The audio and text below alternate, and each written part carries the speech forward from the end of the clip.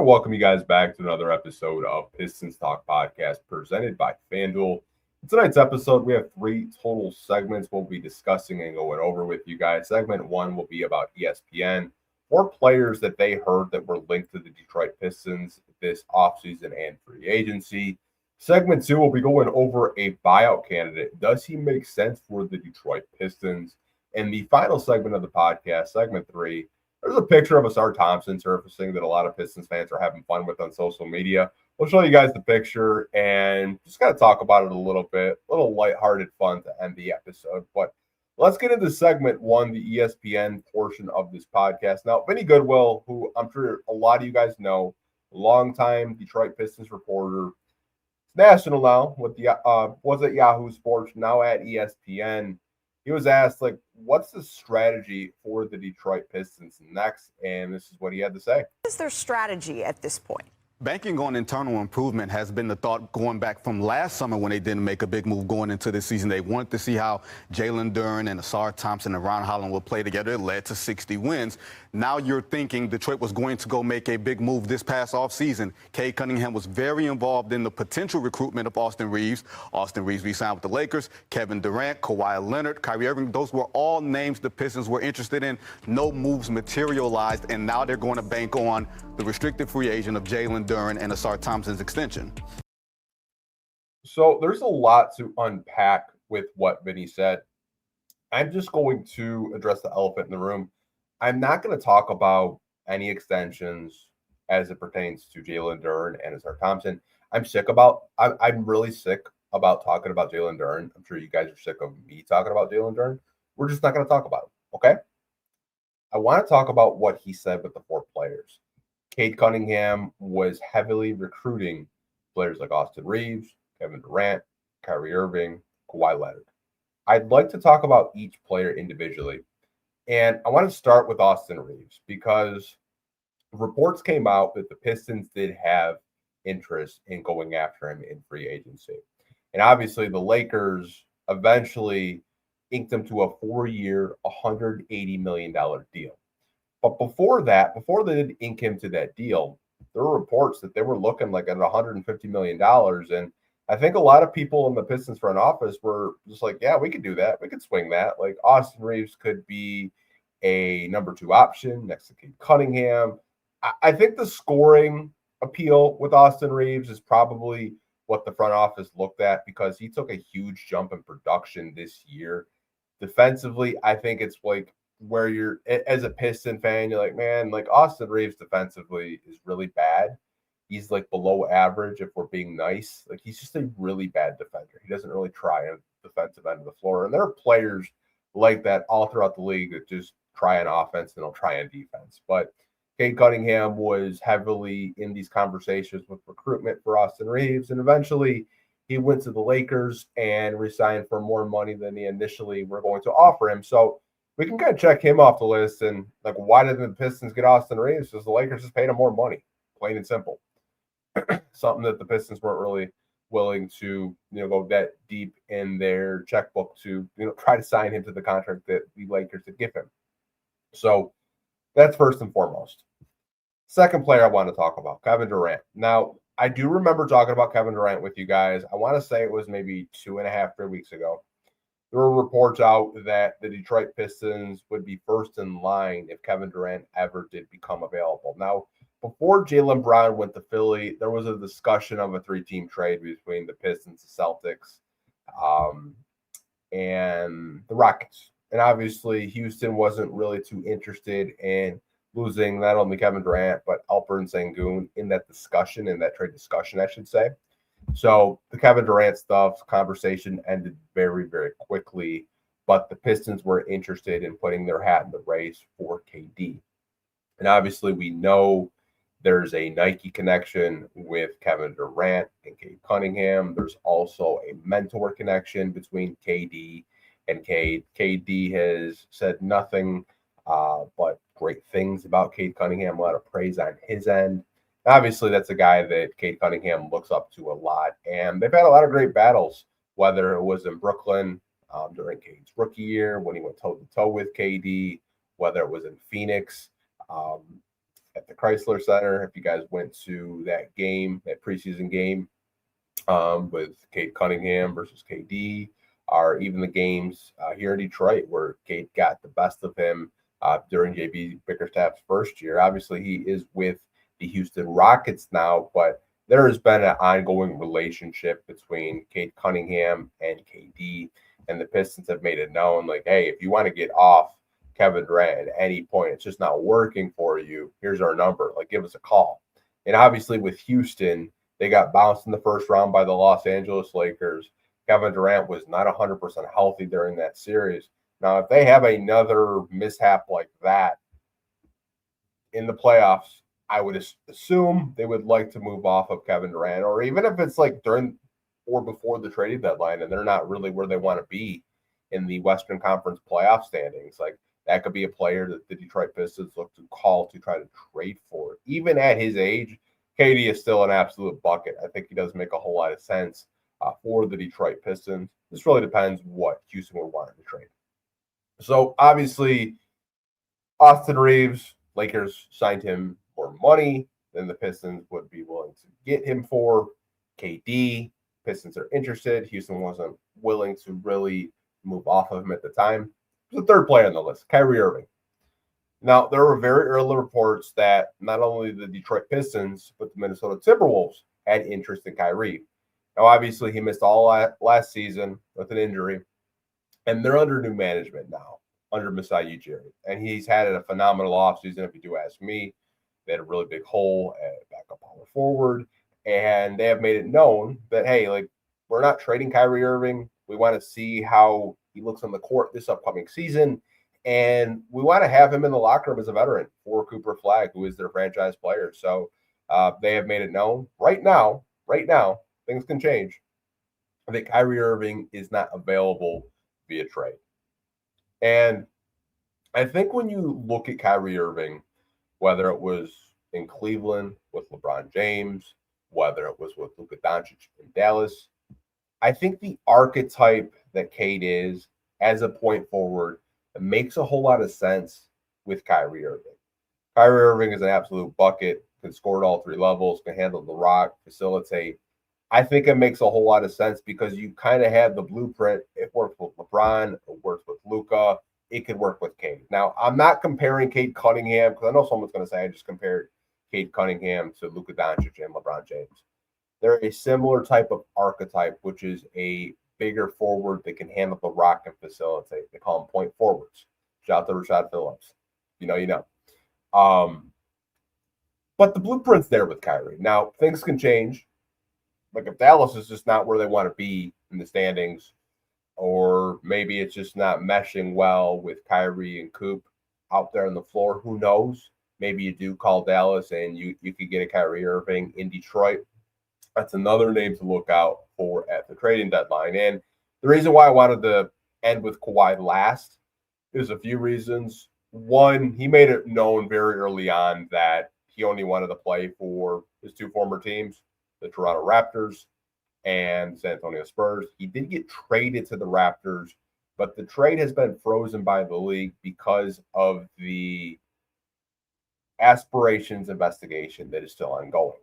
And there could be a world where Kawhi Leonard actually goes back to LA, the trade gets voided, and Brandon Ingram,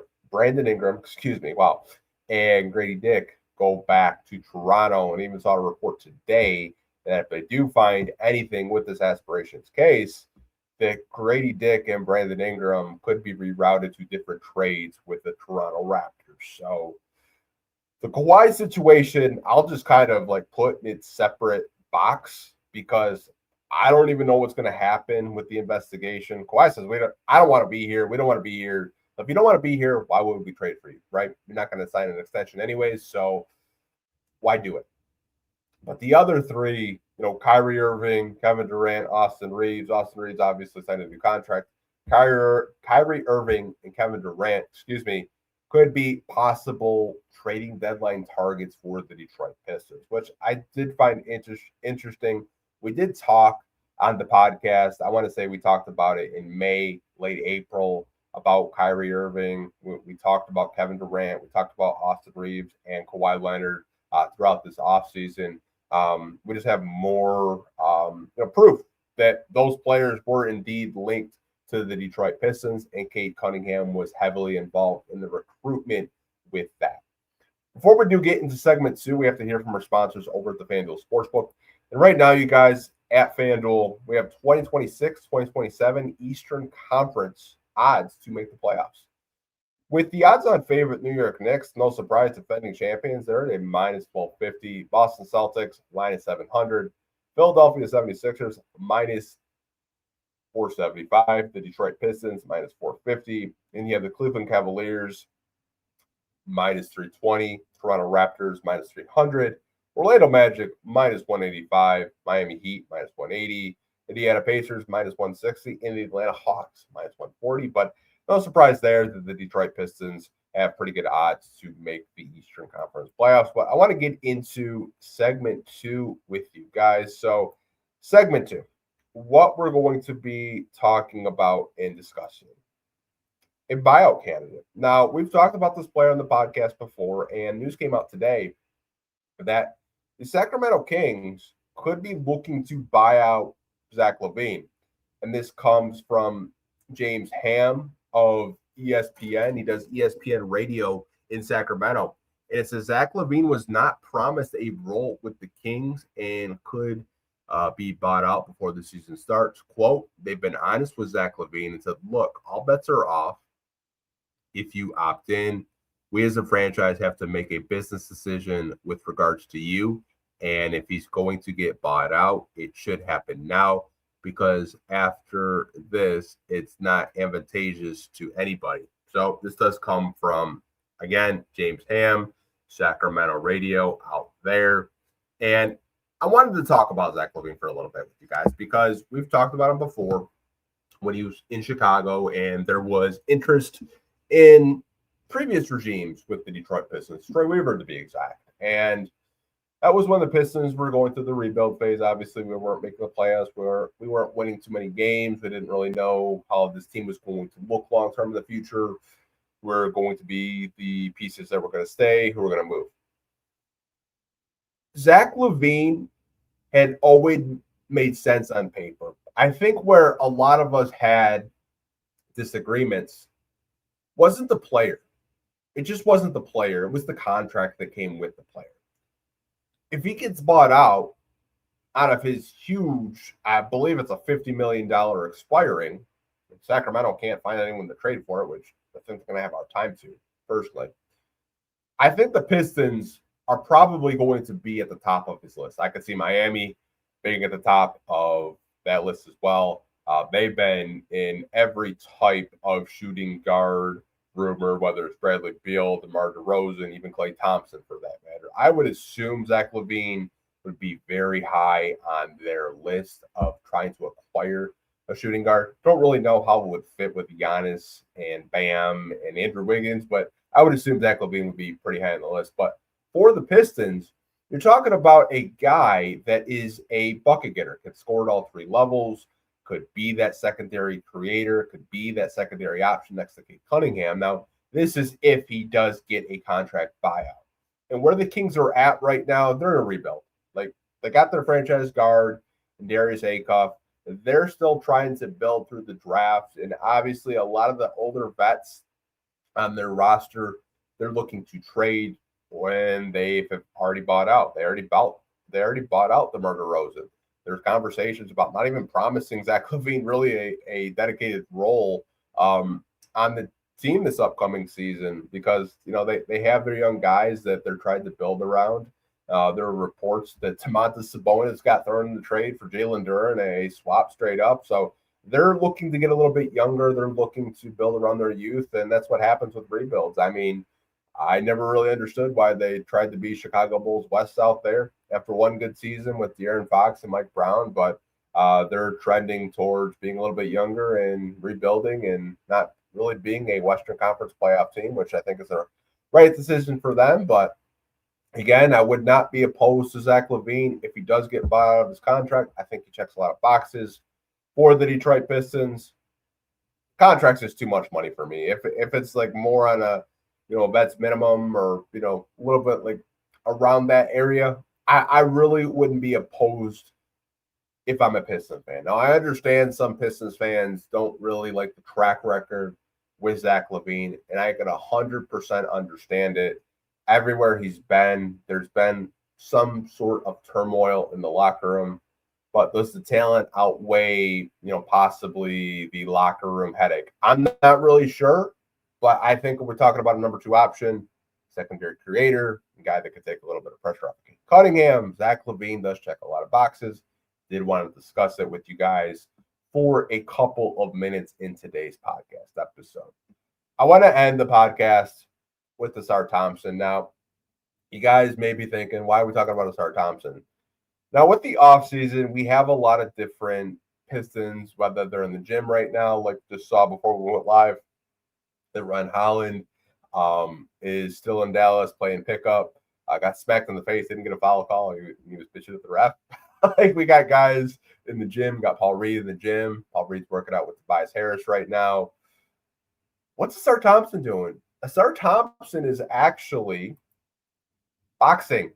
Yep, he's boxing. So this was taken yesterday on social media. He's at Boca Boxing in Florida, which a lot of NBA players hang out in Boca Raton, Florida.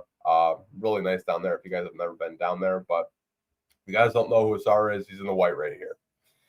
And he's boxing. And the jokes that came with this picture were pretty funny. I've seen some of you guys saying he's taking on the beef stew role because he's bulking up and boxing because he looks absolutely ripped and huge. Looks like he's just been working out nonstop since the playoffs have ended. But, boxing is a very good cardio workout to get your endurance up. I don't really have a problem with him doing endurance workouts. I also see some fans saying you should be taking 1,000 jump shots a day. Like, why are you boxing? We don't actually get to see everything these players do behind the scenes. Now, if they post like maybe 60 seconds of highlights and they're just focusing on one thing, or they're posting pictures of them after a workout, like obviously this gym owner was very excited to have the Thompson twins in his gym down in Florida because these are high profile guys. These are high profile NBA athletes, and they're working out at his gym in Boca Raton, Florida. So I did want to share that with you guys today. Like, the memes with the Ausar boxing have been really, really funny. If you guys haven't been on Twitter, or you don't have a Twitter, or you're on NBA Reddit or Pistons Reddit, the memes have been very, very funny with Ausar Thompson bulking up and boxing and getting his endurance up. But I did want to show it to you guys to end the podcast. Good to see that he's taking his offseason seriously, adding some muscle. Also see some people say, like, hey, like, is he going to be bulking up playing power forward? Because it looks like he added like a good 10 pounds of muscle and has been in the gym nonstop since the playoffs ended in May. But let me know what you guys think of the ESPN reporting from Vinnie Goodwill of the 4 players that the Pistons were linked to this offseason. Obviously, we weren't able to get any of them. I'd love to hear your guys' thoughts with that. Segment 2 with Zach LaVine and a possible buyout. Would you guys be open to the Pistons trying to go after Zach LaVine and acquire him? And segment 3, Ausar Thompson. Looks bulked up. Looks like he's been in the gym nonstop. I'll talk to you guys down below in the comment section. Like always, hope you guys are staying safe. Take care. And we'll catch you guys in the next podcast episode. Almost forgot to tell you. So we're not going to be doing an episode on Friday, which is tomorrow. But we will be doing a Saturday episode around 7:30. I'll be having on Sean Murphy, who's been a guest on this podcast multiple times, and Eric Vincent. So it'll be all 3 of us. I don't know how long we'll stay on topic because anytime we do a podcast together, we can never stay on topic. Haven't caught up with those guys probably since the end of the season in April, so it should be a very good podcast. We'll probably muster up maybe 3 to 4 topics just to talk about with you guys. But we'll see you guys on Saturday. Peace.